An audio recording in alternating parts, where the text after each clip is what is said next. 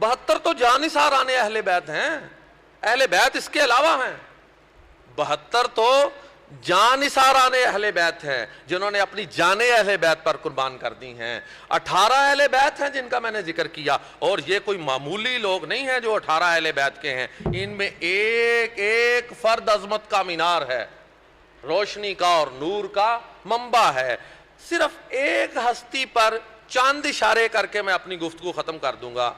سب سے پہلے جسے امام حسین علیہ السلام نے پیش کیا وہ علی الاکبر تھا۔ یہ وہی علی الاکبر ہے، راستے میں ایک جگہ پر حضرت امام حسین علیہ السلام کی آنکھ لگی، اس کے بعد آنکھ سے گھبرا کر بیدار ہوئے تو بیٹے نے پوچھا ابا جان آپ متفکر کچھ تھوڑے سے فکر مند سے نظر آئے ہیں، کیا معاملہ ہے؟ فرمایا ابھی ایک نوجوان کو خواب میں دیکھا، وہ کچھ شعر پڑھتا جا رہا تھا جس کا مفہوم یہ ہے کہ لوگ چل رہے ہیں اور ساتھ ساتھ ان کی موت چل رہی ہے۔ تو اے بیٹے مجھے ایسے لگتا ہے کہ جیسے یہ ہماری شہادت کی خبر ہے۔ تو باپ کو پریشان دیکھ کر علی اکبر عرض کرنے لگے ابا جان ہم حق پر نہیں ہیں؟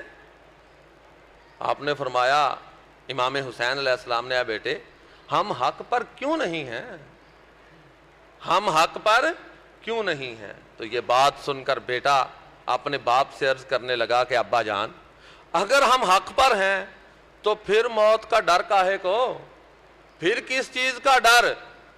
امام حسین علیہ السلام نے اپنے بیٹے کا ماتھا چوما اور فرمایا اے میرے بیٹے تو نے اپنے باپ کا بیٹا ہونے کا حق ادا کر دیا۔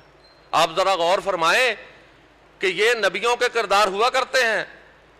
سیدنا ابراہیم علیہ السلام جب اپنے بیٹے اسماعیل کو لے کر چلے تھے تو بیٹے نے یہی کہا تھا ابا جان آپ کر جائیے مجھے صبر کرنے والوں میں پائیں گے۔ یہ اسی نسل کا بچہ ہے، اسی یاد کو پھر تازہ کر رہا ہے۔ حسین ایسے ہی تھوڑا اپنے بچے کا ماتھا چوم گئے، نہ یہ عام باپ ہے نہ وہ عام بیٹا ہے کہ جسے ہم ایسے ہی شمار کر لیں جی بیٹے باپ بیٹوں کے ماتھے چوما ہی کرتے ہیں، یہ ایسا تھوڑی ہے۔ نہ یہ باپ عام ہے نہ یہ بیٹا عام ہے۔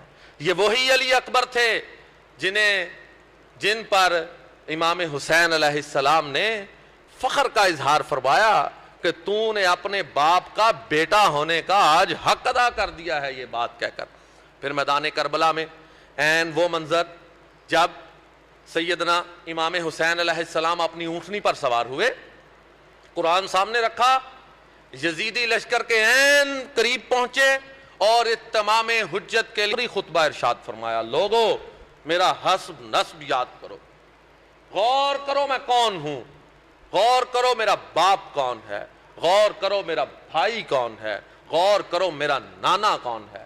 میرا بھائی حسن مجتبیٰ ہے، میرا باپ علی المرتضیٰ ہے، میرا نانا محمد مصطفیٰ ہے صلی اللہ علیہ وآلہ وسلم۔ کیا یہ بات بھی تمہیں میرے قتل سے باز نہیں رکھ سکتی؟ آپ اسی قسم کی گفتگو کر رہے تھے کہ خیموں میں سے رونے کی آواز آئی، آپ کا گھن گرج بات کا لہجہ خیموں تک جا پہنچا، خیموں سے تھوڑے سے رونے کی آواز آئی تو آپ نے 2 بندوں کو روانہ فرمایا خیمے کی طرف، ایک اپنے بھائی عباس بن علی رضی اللہ تعالیٰ عنہ کو اور دوسرا اپنے اسی بیٹے علی الاکبر رضی اللہ تعالیٰ عنہ کو، اور فرمایا کہ خیموں میں جا کر تلقین کرو صبر کریں صبر کریں صبر کریں۔ گویا علی الاکبر کو سفیر حسین ہونے کا اعزاز بھی حاصل ہے آخری لمحے پر۔ اور پھر جب یہ وقت آیا ذرا غور کریں وہ الفاظ جب آپ علی اکبر کو بھیج رہے تھے، آپ نے اپنے ہاتھ اٹھائے، یا اللہ تو ان کے ظلم پر گواہ رہنا، تو ان کے ظلم پر گواہ رہنا کہ انہوں نے ہمارے سارے ساتھی شہید کر دیے، اب میں اسے بھیج رہا ہوں جو تیرے رسول کی عین شکل و شباہت ہے، جو بالکل تیرے رسول کی تصویر ہے، جو محمد مصطفیٰ کی شبیہ ہے۔ تو گواہ رہنا کہ میں نے رسول اللہ کی تصویر بھیجنے کا فیصلہ کر لیا ہے۔ سیدنا امام علی اکبر رضی اللہ تعالیٰ عنہ کو اسی وجہ سے تصویر رسول، شبیہ مصطفیٰ آیا محمدی کے نام سے یاد کیا جاتا ہے صرف ہندوستانی پاکستانی لٹریچر میں نہیں، عربی ادب میں بھی شبیہ رسول آیا محمدی کہا جاتا ہے۔ محمد کی نشانی تھی، سر سے پاؤں تک حضور اقدس صلی اللہ علیہ وسلم کے سراپا تھے۔ اور آخری بات امام حسین نے فرمائی، اے اللہ تو جانتا ہے کہ جب میرا کبھی اپنے نانا کی زیارت کا شوق گدگداتا ان کے بعد، تو اب میں اپنے اسی بیٹے کو دیکھا کرتا تھا، اب میں اسے روانہ کر رہا ہوں۔ یہ ہے، اور ہمارے شیخ قبلہ صوفی برکت علی رحمۃ اللہ علیہ حضرت علی اکبر کا نقشہ کھینچتے ہوئے فرماتے ہیں، شکل، آواز، انداز، تینوں ہی چیزیں، شکل، آواز، انداز، ہو بہو اپنے بابا ساقی کوثر جیسی پائی تھی۔ بولتے تھے تو جیسے لگتا تھا محمد مصطفیٰ بول پڑے، چلتے تھے تو لگتا محمد مصطفیٰ جا رہے ہیں، بیٹھتے تھے تو لگتا محمد مصطفیٰ بیٹھے ہیں، اشارہ کرتے تو لگتا محمد مصطفیٰ صلی اللہ علیہ وآلہ وسلم اشارہ کر رہے ہیں۔ یہ تھا وہ بیٹا جو آپ نے روانہ فرمایا۔ نکلے میدان جنگ میں، کبھی میمنہ پر یعنی کبھی دائیں حملہ کرتے ہیں، کبھی بائیں حملہ کرتے ہیں، کسی کی جرت نہیں ہوتی۔ 20 بندے تہ کیے، تھوڑا سا پانی کی پیاس نے ستایا تو خیمے کی طرف واپس آئے۔ امام حسین علیہ السلام سے عرض کیا، لاتش مجھے پیاس کی طلب ہے۔ امام حسین علیہ السلام کا جواب لازا فرمایا، آپ نے فرمایا، علی اکبر یہاں پانی کہاں، ابھی تھوڑی دیر میں تم اپنے نانا محمد مصطفیٰ ساقی کوثر صلی اللہ علیہ وسلم کی بارگاہ میں پیش ہونے جا رہے ہو، ان کے ہاتھ سے جام کوثر پینا اور سیراب ہو جانا۔ آپ پھر واپس لوٹ آئے اور دوبارہ برسر پیکار ہو گئے۔ پھر اپنا شجاعت کے اور بہادری کے جو علی سے منتقل ہوتی ہوئی آئی تھی، علی کی بہادری پر کوئی شک کر سکا؟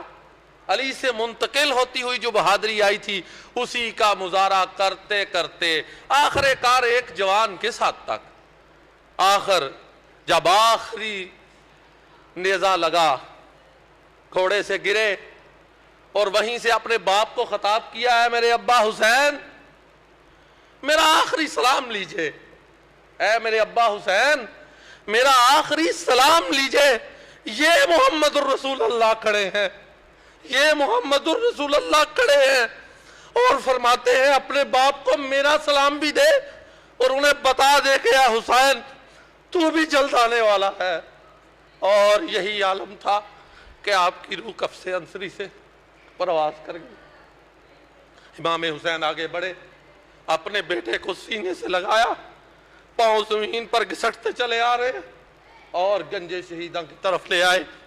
آخری بات امام حسین علیہ السلام نے اپنے بیٹے کو سینے سے لگائے ہوئے اس کے کان کے قریب ارشاد فرمائی، اے بیٹے یہ غارت ہوں، انہوں نے اللہ کی دشمنی اور رسول اللہ کی بے حرمتی کی انتہا کر دی ہے۔ یہ ہے حسین کا وہ صاحبزادہ جو میدان کربلا میں پیش کر دیا گیا۔ 19 سال کے تھے، نہ کوئی شادی ہوئی، نہ کوئی اولاد، نہ کوئی نسل آگے چلی۔ آج ہم صدیوں بعد اس مسجد میں بیٹھے کیوں ذکر کر رہے ہیں؟ وہ ہمارے سینوں میں زندہ ہیں، وہ ہماری آنکھوں کا نور ہیں، وہ ہمارے لیے عظمت کے مینار ہیں۔ یہ 18 کے 18 لوگ اسی معیار کے اور اسی کردار کے حامل تھے۔